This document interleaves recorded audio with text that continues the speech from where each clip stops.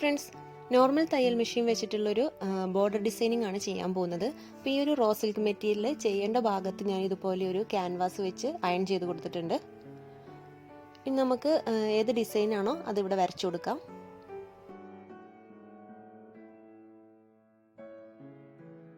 ഇതിലിപ്പോൾ ഞാൻ പല വലുപ്പത്തിലുള്ള കുറച്ച് ലൈൻസ് ആണ് വരച്ചു കൊടുക്കുന്നത്. അധികം ഗ്യാപ്പ് വിടാതെയാണ് വരച്ചു കൊടുക്കുന്നത്.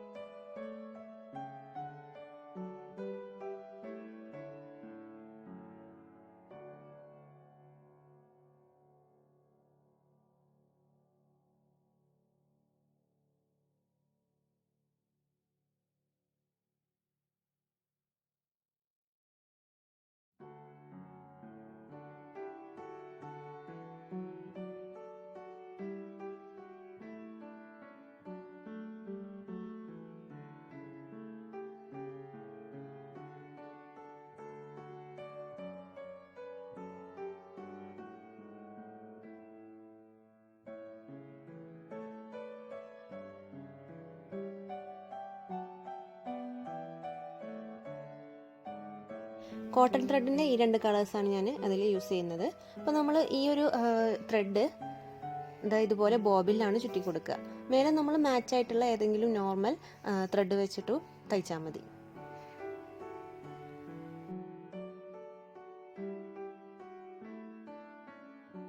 അപ്പോൾ ഇങ്ങനെ മറിച്ച് വെച്ചിട്ടാണ് തയ്ക്കുന്നത്. ഇവിടെ നമ്മൾ തയ്ച്ചെടുക്കുമ്പോൾ നേരത്തെ നമ്മൾ ബോബിൽ ചുറ്റിയിട്ടുള്ള ആ ഒരു ത്രെഡിൻ്റെ വർക്ക് താഴെയായിട്ട് വരും.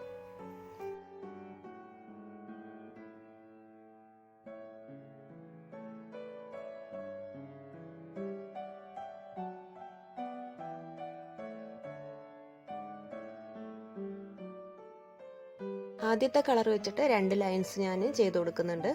അപ്പോൾ ഇതാ ഫസ്റ്റ് ലൈന് ഇതുപോലെ ചെയ്തിട്ട് വീണ്ടും അതേ ലൈനിൽ തന്നെ തിരിച്ച് അങ്ങോട്ട് തന്നെ തുടങ്ങിയെടുത്ത് തന്നെ നമ്മളിത് കൊണ്ടുപോയിട്ട് എൻഡ് ചെയ്ത് കൊടുക്കുകയാണ്.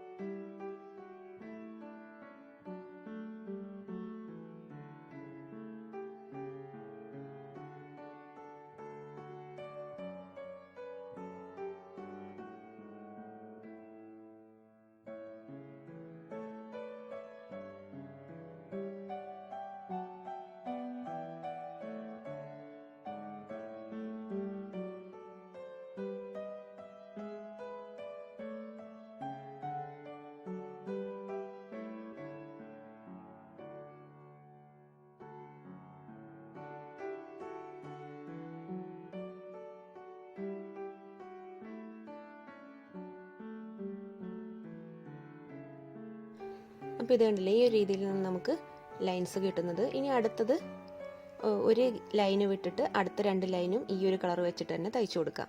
അപ്പോൾ ഇടയിൽ വരുന്ന നമ്മളിപ്പോൾ ഗ്യാപ്പ് വിട്ടിട്ടുള്ള ആ ഒരു ലൈനിൽ നമ്മൾ കയ്യിലുള്ള മറ്റേ കളർ വെച്ചിട്ട് ചെയ്ത് കൊടുക്കണം.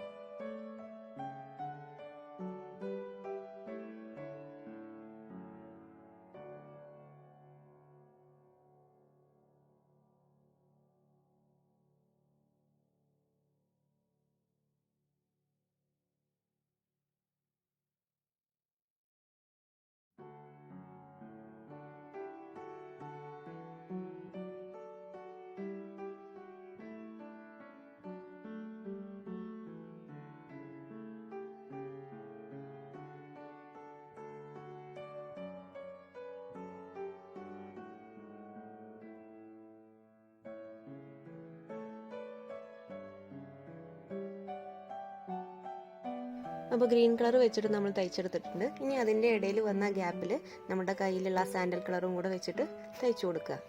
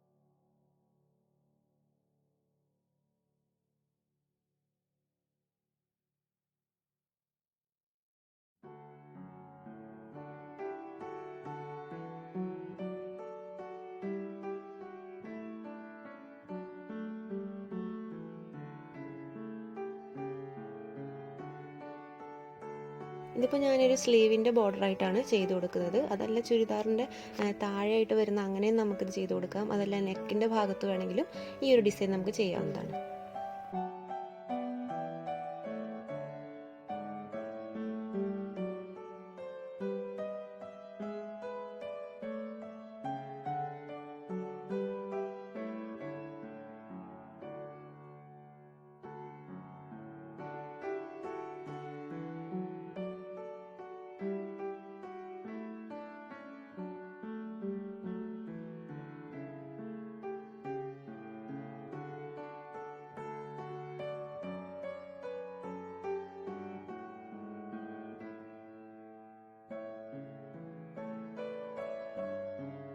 അങ്ങനെ നമ്മുടെ ഈസി ആയിട്ടുള്ള ബോർഡർ ഡിസൈനിങ് ഇവിടെ റെഡി ആയിട്ടുണ്ട്.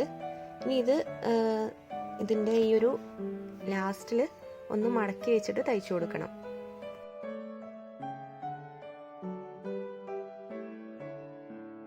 നിങ്ങൾക്ക് ഈ വീഡിയോ ഇഷ്ടമെങ്കിൽ മറക്കാതെ ലൈക്ക് ചെയ്യുക, ഷെയർ ചെയ്യുക, നിങ്ങളുടെ കമൻസൊക്കെ അറിയിക്കുക. അതുപോലെ തന്നെ ചാനൽ ഇതുവരെ സബ്സ്ക്രൈബ് ചെയ്യാത്തവരുണ്ടെങ്കിൽ താഴെ കാണുന്ന സബ്സ്ക്രൈബ് ബട്ടണും കൂടി ഒന്ന് പ്രസ് ചെയ്യുക.